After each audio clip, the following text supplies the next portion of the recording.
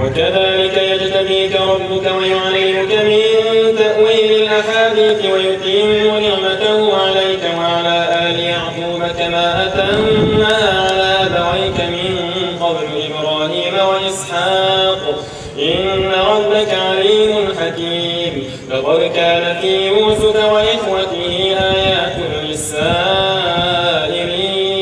إذ قالوا ليوسف وأخوه أحب إلى أبينا منا ونحن عصبة إن أبانا لفي ضلال مبين.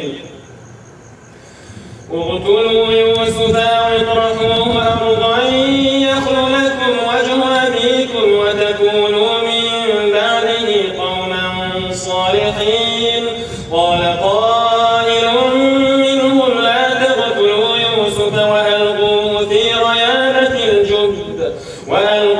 في غيابة الجب يلتقطه بعض السيارة إن كنتم فاعلين.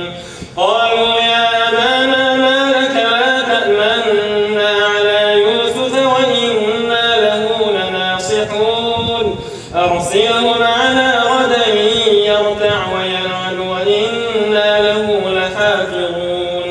قال إني ليحزنني أن تذهبوا به وأخاف أن يأكله الذئب وأنتم عنه غافلون.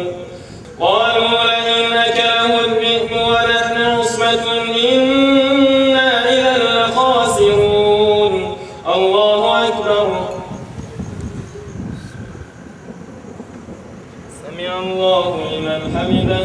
الله أكبر. الله أكبر. الله أكبر. الله أكبر.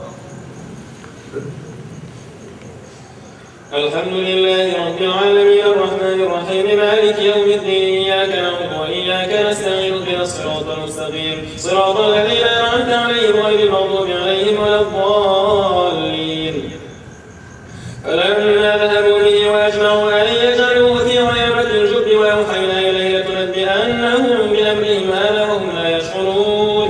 وجاءوا أباهم عشاء يبكون قالوا يا أبانا إنا ذهبنا نستبق وتركنا يوسف عند متاعنا فأكله الذئب وما أنت بمؤمن لنا ولو كنا صادقين. وجاءوا على قميصه بدم كذب قال بل سولت لكم أنفسكم أمرا فصبر جميل والله المستعان على ما تصفون. وجاءت سيارة فأرسلوا واردهم فأدلى دلوه قال يا بشرى هذا غلام وأسروه بضاعة والله عليم بما يعملون. وشروه بثمن بخس دراهم معدودة وكانوا فيه من الزاهدين. وقال الذي اشتراه